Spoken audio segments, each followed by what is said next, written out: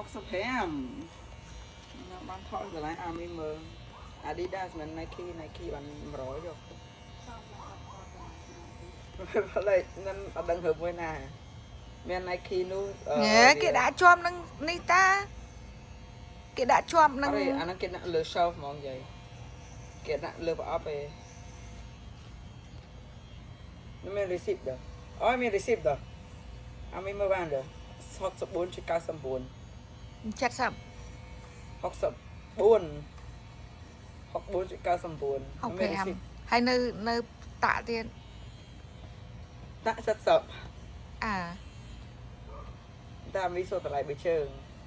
65 ចាយើងឲ្យលុយគេទាំងអស់ហ្មង70អត់ទេនឹងឆ្លើយត្រូវដែរ